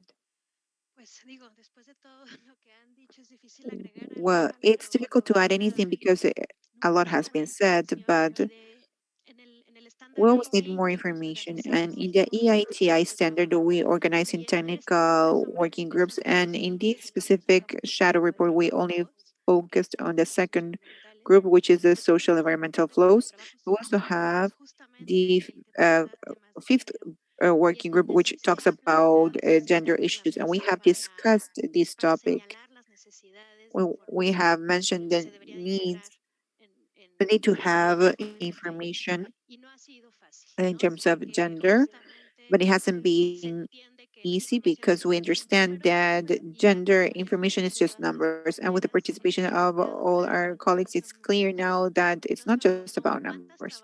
It's trabajadoras not just about participan, how cuántas many tienen female workers do you have in your plant? How many work as managers? No, that's not about the differentiating impact, because we understand that there are positive and negative impacts. But positive impacts are more about an individual experience and a collective experience. So I think that it's extremely important to mention, as Dolores mentioned, okay, what are we talking about? It's not just about the social aspect, but there are many cases of sexual harassment. We don't have to count them because they not necessarily have been reported, but we need to take into account the opinion of the community, but not only after the implementation of a project, but also before the implementation of a project. In terms of companies and the government, the different sectors show that they just want to share numbers. So that's the challenge. This fifth working group has a challenge. They wanted to raise the awareness so they can see how the everyday extractive companies' activities have an impact on women, but also indigenous women. They, there are a lot of discriminate. There's a lot of discrimination. They don't have access to water, to health, to peaceful living and quality living. And now I leave you with Daniel or Adelante, Jorge. Daniel. Es un placer Daniel, it's a pleasure to escuchar con toda claridad have you eso que han here.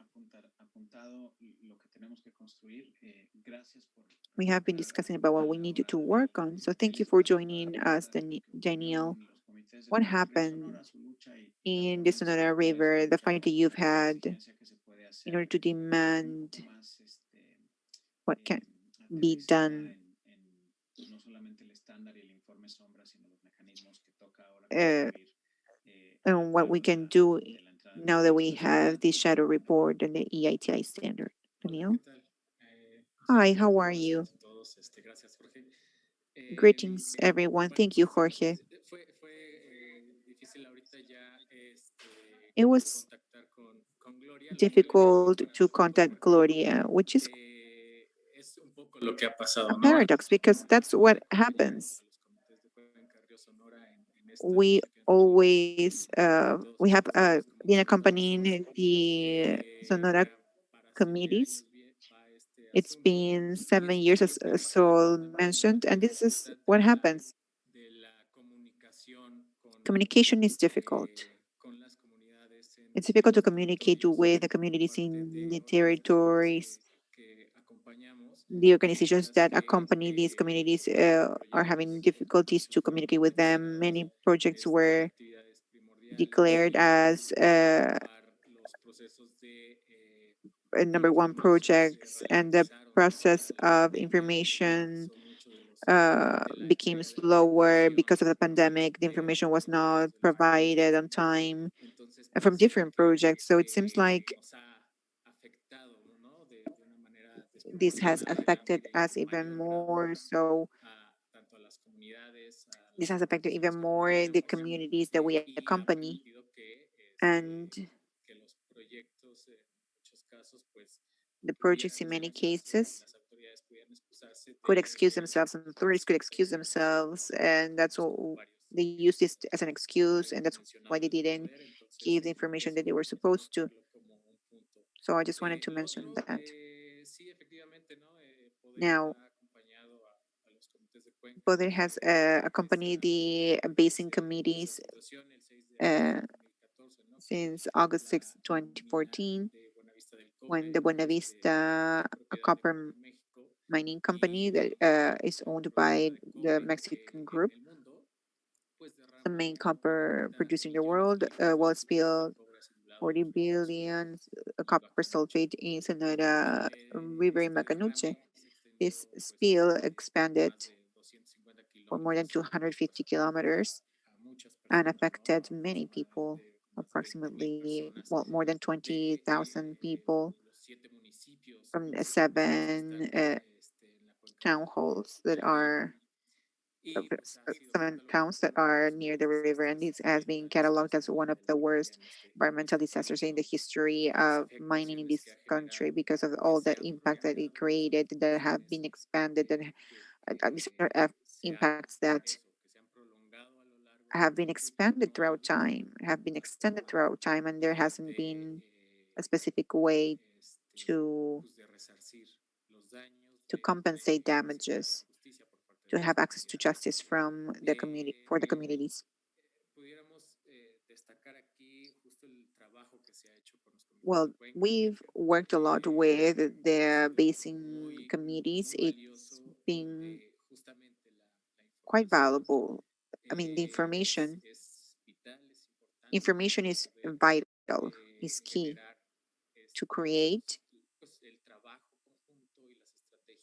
this joint work and to form defense strategies. And in this sense, I think that supplies such as the report that is being presented today are extremely valuable because there are ways in which we can demand companies to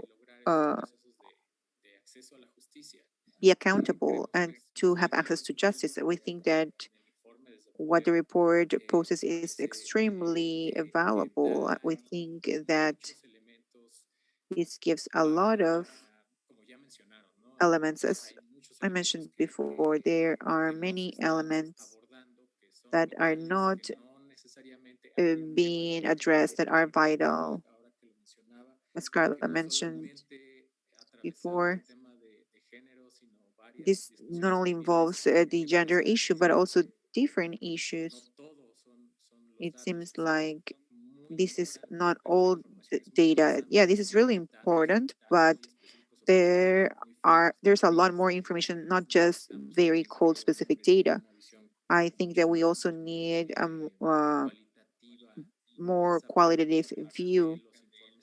That's the rich part of the reports that we need to exploit in the EITI reports. And I think that that's a very important challenge for the following processes that we are going to have in the standard in Mexico and in the region, in other countries as well. And I also wanted to mention that from the basin committees, Sonora River, in the Sonora River, well, information has been really important because, well, information that we can have access to because we have accompanied these committees so that same committees can be the ones who create that information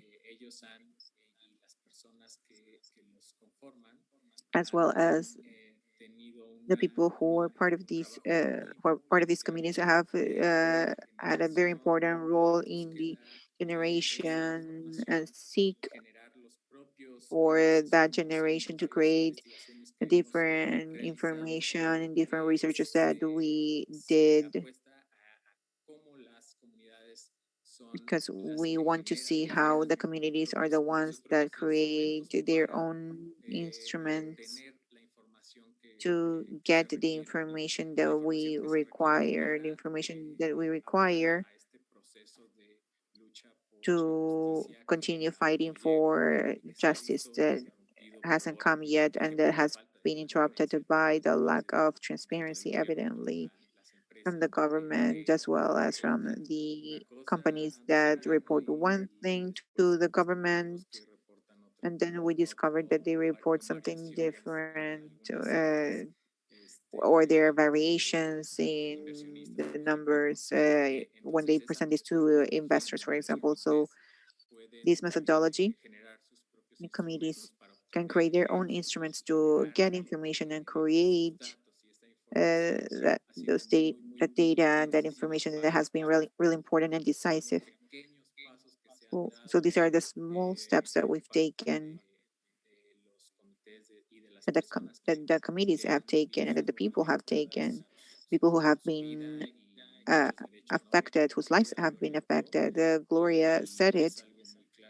And that's something that's quite clear in Sonora. The way in which right is being affected, and we see how these unravels or affects other rights. I think that it has been quite important. And well, I think that most definitely this report helps us a lot, and it will keep giving us more clues for the EITA process, as I mentioned before. And I just wanted to congratulate the different organizations who participated in this report. And so we think that this has been a wonderful job, the one that you've done in this report. Congratulations. Thank you, Daniel. Thank you, everyone, for joining us, dear colleagues. So maybe you can tell us a little bit about what's next. But before that, I just want to give emphasis on the fact that there are different ways in which we can talk about these types of instruments in a very technical and specialized way to talk about the standard and the legal mechanism, the mechanism to have access to it, or the different characteristics to open it, the information, and the human impact, and different mechanisms to actually include all of this information, and the importance of making these standards reality for the effects and to have accountability. We had the big advantage of having both approaches. This discussion is critical. It's very important. It's not just about having a technical discussion, it's a human discussion. The impacts or these affect all communities, and what we do involves communities because of that. So maybe you can tell us a little bit about what's next. Thank you everyone for joining us.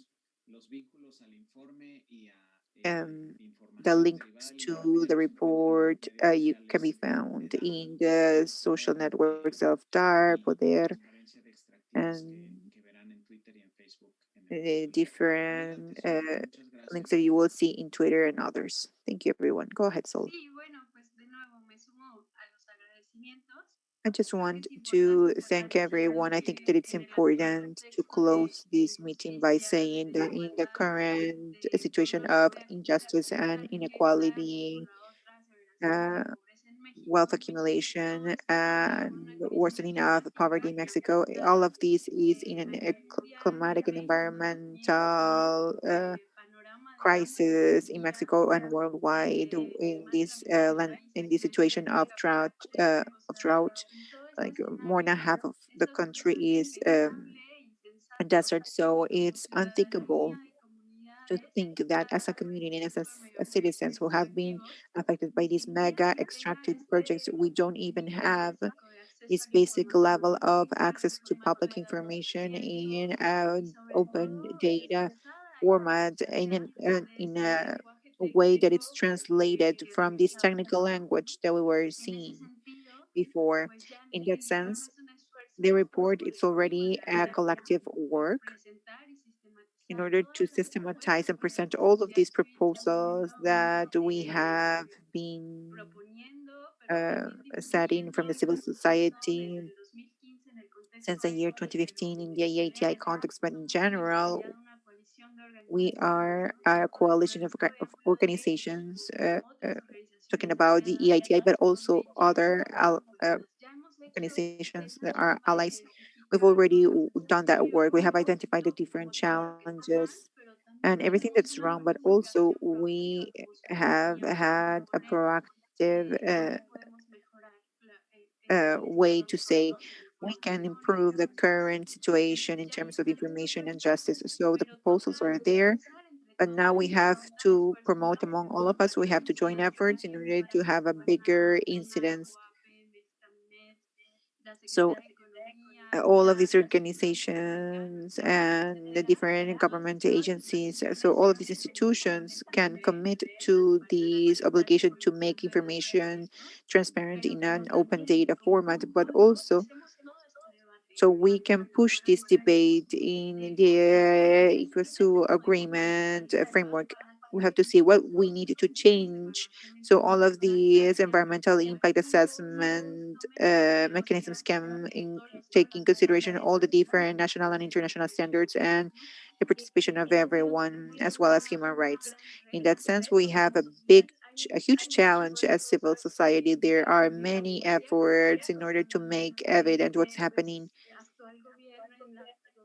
in the government and in this current administration.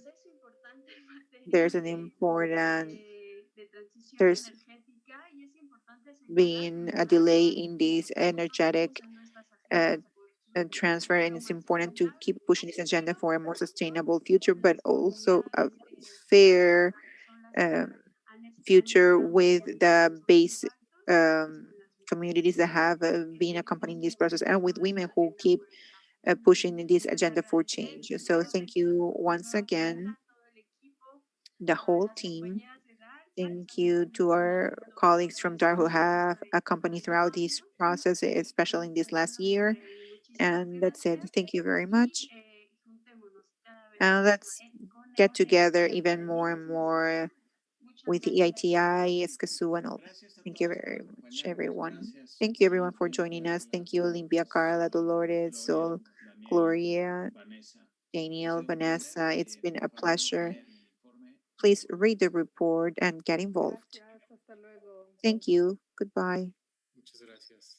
Hasta Thank luego. you very Gracias y much. abrazo a todas. See you later. Embrace.